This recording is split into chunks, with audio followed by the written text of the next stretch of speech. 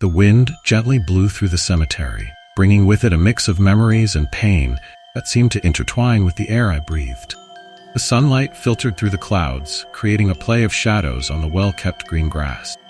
I stood in front of Emily's grave, my beloved daughter, and the gravestone, covered with wilted flowers I had brought, felt like a symbol of my endless sorrow.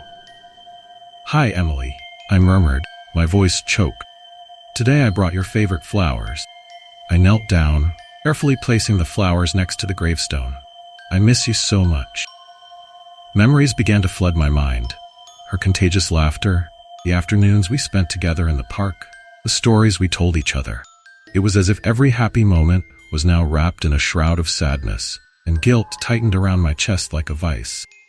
If I had driven that day, if I could have done something differently.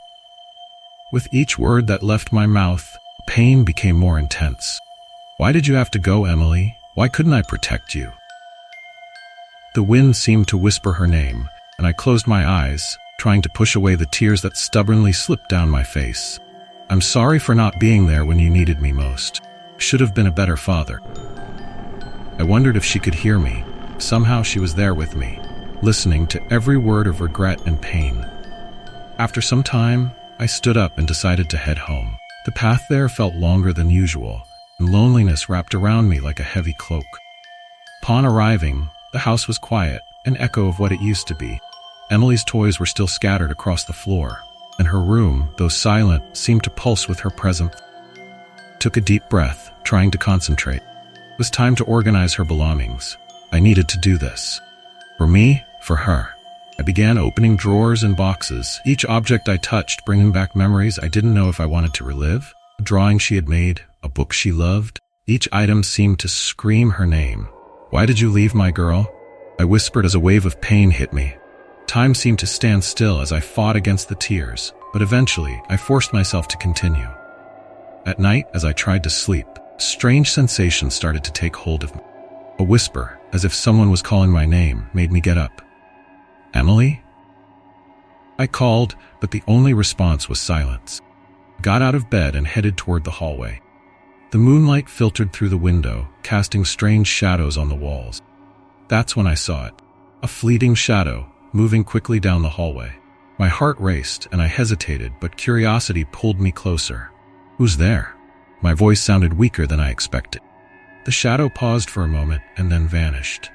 "This can't be real," I thought, trying to push away the feeling that I was losing my mind. It's just my mind playing tricks.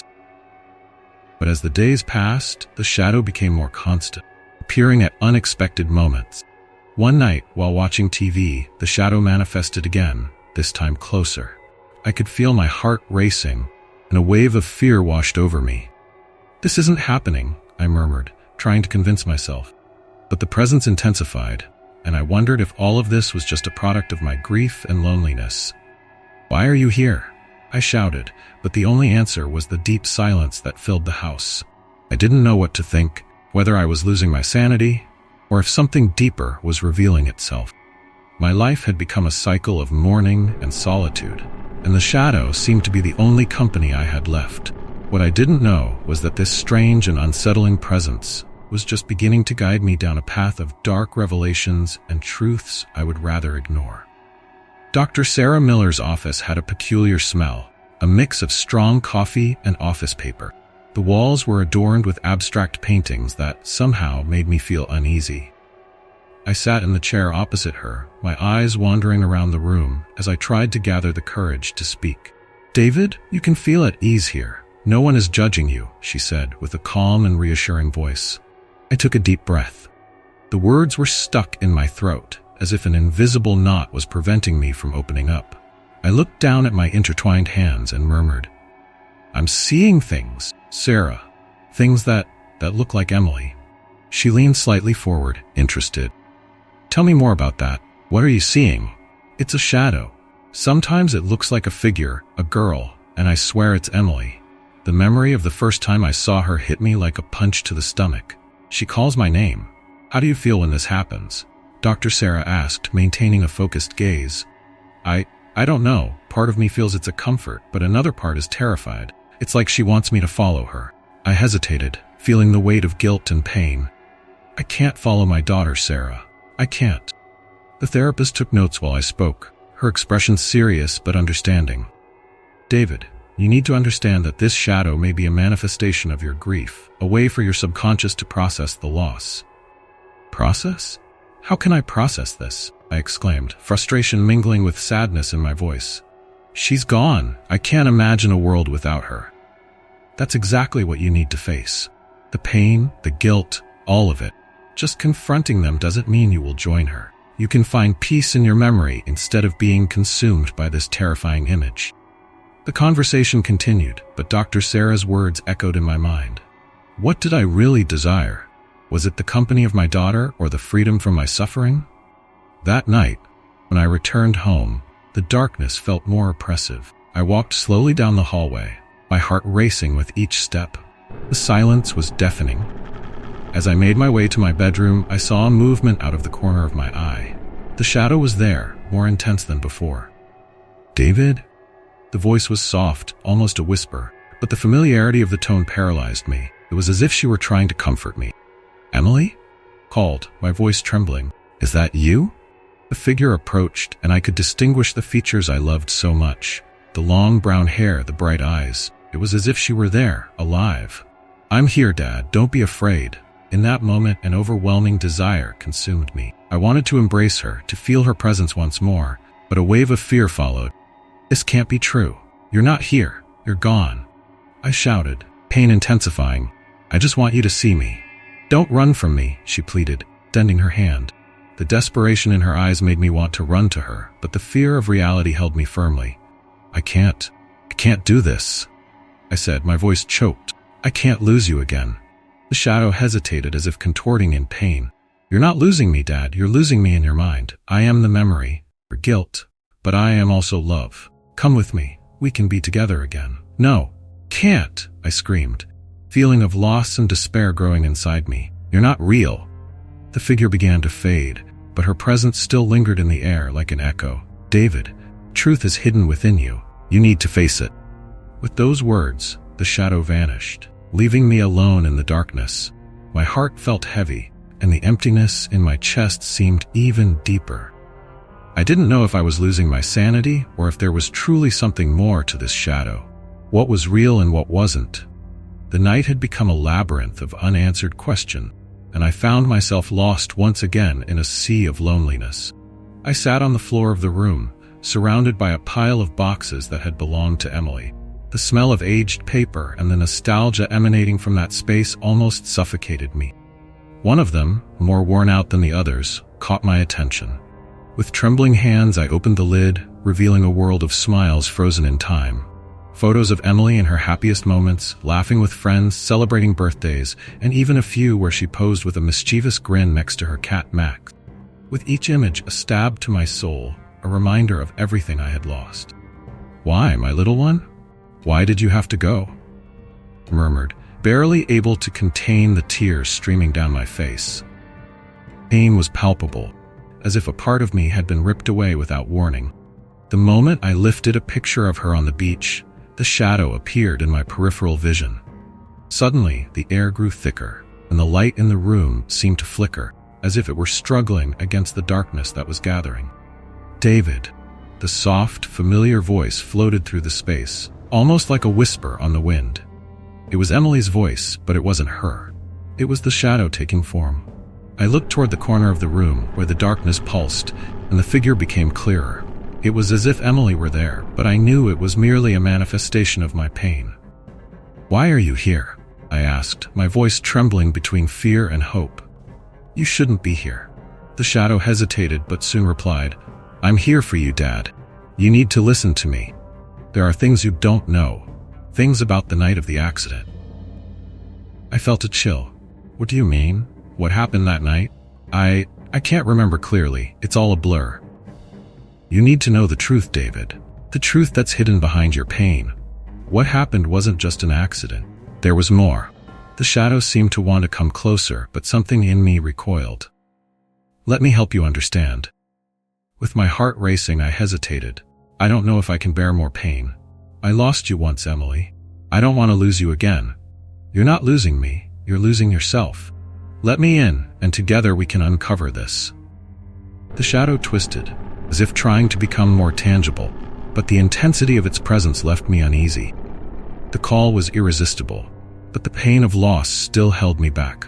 The night fell like a heavy cloak, and the storm began outside. Thunder echoed as if the very sky were lamenting. I sat at the edge of the sofa, my gaze lost in the photographs, as the storm intensified. It was then that the shadow manifested more clearly, shrouded in a murky mist, almost as if it were materializing from the darkness itself. David, you need to face this. What happened the night of the accident wasn't a simple mistake. There was something more. You must investigate. Its voice held a tone of urgency I couldn't ignore. But how? Where do I start? I have no idea what to look for. Frustration bubbled up within me. All I want is you back, Emily. Why can't that be enough? Because you need the truth to move forward. I'm trapped here, and so are you. You need to set me free. The shadow seemed to writhe, almost as if it were confined within an invisible prison. Set you free? How can I do that if you're not real? Doubt consumed me, but a part of me wanted to believe. I wanted to believe that somehow she was still there, trying to communicate. The storm raged outside, and the light flickered again, plunging the room into an unsettling darkness. David, listen, the answer is closer than you think. You just need to be willing to look for. Look, where? What exactly am I looking for? My voice came out as a whisper, while the shadows seemed to be enveloped in an electric energy. The details of the accident, the people involved. Truth is hidden among the whispers of that fateful night. Look deeper. You will discover. The shadow began to fade, but its penetrating gaze was still fixed on me. Wait, don't go, I pleaded, but the figure was dissipating, taking with it the hope I had found. I looked toward the corner of the room where the darkness pulsed, and the figure became clearer. It was as if Emily were there, but I knew it was merely a manifestation of my pain. Why are you here? I asked, my voice trembling between fear and hope. You shouldn't be here. The shadow hesitated but soon replied, I'm here for you, Dad. You need to listen to me. There are things you don't know. Things about the night of the accident. I felt a chill. What do you mean? What happened that night? I can't remember clearly. It's all a blur. You need to know the truth, David. The truth that's hidden behind your pain. What happened wasn't just an accident. There was more. The shadow seemed to want to come closer, but something in me recoiled. Let me help you understand. With my heart racing, I hesitated.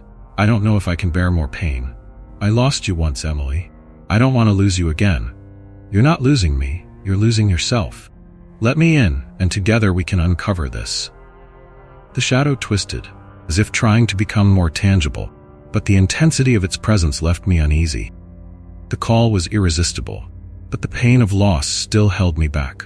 The night fell like a heavy cloak, and the storm began outside. Thunder echoed as if the very sky were lamenting. I sat at the edge of the sofa, my gaze lost in the photographs, as the storm intensified. It was then that the shadow manifested more clearly, shrouded in a murky mist, almost as if it were materializing from the darkness itself. David, you need to face this. What happened the night of the accident wasn't a simple mistake. There was something more. You must investigate. Its voice held a tone of urgency I couldn't ignore. But how?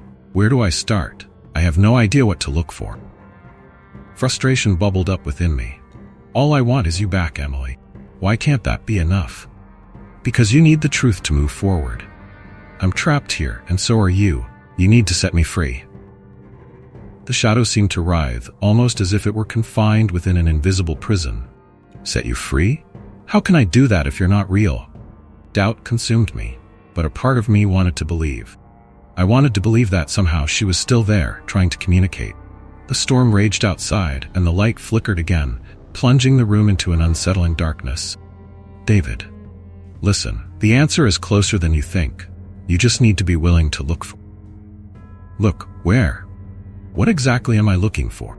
My voice came out as a whisper, while the shadows seemed to be enveloped in an electric energy. The details of the accident, the people involved. Truth is hidden among the whispers of that fateful night. Look deeper. You will discover. The shadow began to fade, but its penetrating gaze was still fixed on me. Wait, don't go, I pleaded, but the figure was dissipating, taking with it the hope I had found. The The pain you feel is powerful, and that pain has taken form. The shadow you see is a manifestation of your grief, of your guilt. You need to confront it, but you must be careful. Connecting with the beyond can have consequences you cannot imagine. Consequences? I trembled at this. What do you mean? When you surrender to the pain, you open a door, and that door can bring more than you expect. She leaned forward, her gaze becoming serious. If you are not strong enough, you may end up losing yourself in that darkness. Her words resonated in my heart like an alarm bell. I don't want to lose Emily, but I don't know how to let her go. You don't need to let her go. You need to understand her legacy, her love. Only then can you find peace. Clara looked into my eyes, and I felt she saw much more than I could show. Conversation continued. With each revelation, I felt the shadow stir within me, as if preparing for a final confrontation. The weight of guilt, pain, and love became unbearable, and I knew the battle was just beginning. The atmosphere in the house was heavy, tension palpable in the air. I prepared for the ritual, surrounding myself with items that reminded me of Emily. A photo of her smiling, one of her favorite dolls, and a candle she loved to light on autumn night. I felt I needed to free her, that the shadow tormenting me was not my daughter, but the manifestation of the guilt and regret I carried. As I lit the candle, a cold breeze swept through the room, as if the house itself were breathing. The familiar whisper began to echo, more intense than ever, and the shadow materialized in the corner of the room, watching me. David. Voice was softly melancholic, and my heart raced. You don't need to do this. I need to, I shouted, emotion overflowing. I need to free her. I can't continue like this. The shadow approached, its form wavering between Emily's figure and an indistinct mass of darkness. I am her, David. I am your pain. You cannot let me go. I closed my eyes, trying to concentrate. I began to recite the words I had read in an old book about passage ritual. Emily, I love you. I miss you every day, but I can't live like that. You deserve peace. As I spoke, the shadow began to stir, as if in conflict. You don't know what you're doing, screamed, the voice distorting into a cacophony of laments. You let me go, you'll lose everything that's left of me.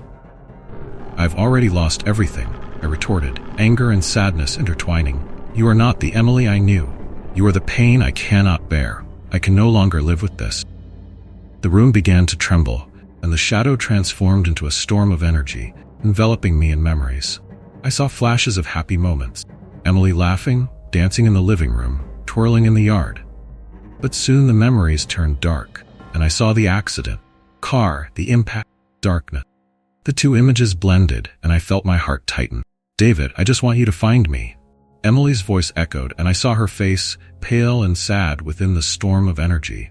Please don't give up on me. I'm not giving up on you. I screamed in despair. I'm trying to save you. Free yourself from me. Tears streamed down my face, and I found myself lost in a sea of conflicting emotion. Then the shadow lunged at me, gripping me with a supernatural force. You cannot go. I am part of you. The sensation was like being pulled into an abyss, and I fought with all my strength to break free. Emily's image vanished, and the pain of loss intensified. I cannot stay here. The shadow screamed, its voice now a cry of desperation. If you let me go, there will be nothing left. I don't care, just I cried, feeling that the only way to free myself was to confront this darkness. I can't live with this guilt. You're not my daughter. You're my grief. As the words spilled out, the shadow began to fragment, and I realized that it wasn't just Emily's figure disintegrating, but also the fears and regrets I had never faced. The environment around me vanished, and an intense light began to shine, revealing flashes of the accident and the presence of a mysterious figure who was there. Someone I didn't know, but who seemed to play a crucial role that fateful night. Who are you? I asked, curiosity and terror entwined. But the shadow did not answer. Instead, it became a cloud of memories. I realized that the truth about what happened that night was still to come. Despair engulfed me. I knew I had to face this battle, not just for Emily's memory, but the chance to finally find the peace constantly eluded me. The atmosphere in the room was charged with palpable tension. The shadow gathered in the corner, as if waiting. My heart raced, each beat echoing the pain of an irreparable loss. I looked at that presence that had tormented me for so long, but had also comforted me. It was as if, somehow, it were an extension of my own pain. "You need to leave," I shouted, my voice reverberating off the empty walls of the house. "I can't join you. Not now, not like this." The figure approached, its contours still indistinct, but the sense of familiarity was undeniable. "David," whisper, voice that sounded like the echo of a lost dream. "You don't understand. I am more than your daughter. I am everything you've never faced. Your fears, your guilt, all of that is here with me." My hands trembled. I wanted to pull away, but the pain inside me was like a magnet, drawing me to that shadow. "You're not my Emily, my daughter. She's gone. What you are is an illusion." The shadow hesitated for a moment, as if my words had pierced its essence. "Illusion? Or perhaps the truth you refuse to see. You can't deny that the guilt you feel is what binds you to me the most." "Guilt?" I retorted indignantly. "Guilt for what happened? I can't live like this." And then the shadow fragmented. Flashes of images passed before me, like a distorted film projected on the wall of the room. The accident, the car shattering, and in the midst of the chaos, I saw an unknown figure. Someone who shouldn't have been there, yet somehow was. "Who are you?" I yelled, anguished. The shadow reformed, its shape now more defined but still cloaked in mystery. "The truth is closer than you think, David. You need to discover what really happened that night. You need to know about her." My heart raced. Her words echoed in my mind. "What do you know? What don't I know? You don't remember her friendship with someone who was involved? That secret is kept, just like the pain you feel. Embrace the pain, David. Only then can you free yourself in me." Memories of Emily began to surface, moments I had forgotten. I saw her laughing with her friends, and among them, a figure once again obscured by shadow. The presence I had never noticed. Emily had a secret friendship? I murmured, doubt growing. Who was that person? The shadow seemed to revel in my despair. "Discover, David. Open her diary. You will find more than just words. You will find the truth." "Diary?" I repeated, my mind racing. "Do you know where it is?" Before it could respond, the atmosphere around me shifted once more. The shadow dissipated, leaving a faint trace of light. In the back of the room, a bookshelf I had overlooked before caught my attention. The diary, a small leather notebook that I recognized immediately. I approached it, my hand trembling with expectation and fear. As I opened it, the yellowed pages exhaled the scent of memories. Emily's handwriting was unmistakable, full of life, but now tinged with a somber tone. The words danced before my eyes, each revealing a fragment of her life that I had never known. At the end of the diary, one line in particular struck me like a lightning bolt. "If you find me, you will know the truth." The light of the moon bathed the room, creating an ethereal glow around me. I looked toward the window, and the shadows slowly began to form again, whispering my name. It was an invitation, call to understand more, seek the truth that Emily had left behind. The feeling that the journey was just beginning took hold of me. "How far will you go, David?" the shadow murmured, its voice now a distant yet insistent echo. "The truth is waiting for you. And so am I." I knew that the answer to this question was somewhere in the pages of the diary, and with a heavy heart but determined spirit, I prepared to face whatever lurked in the shadows of the past.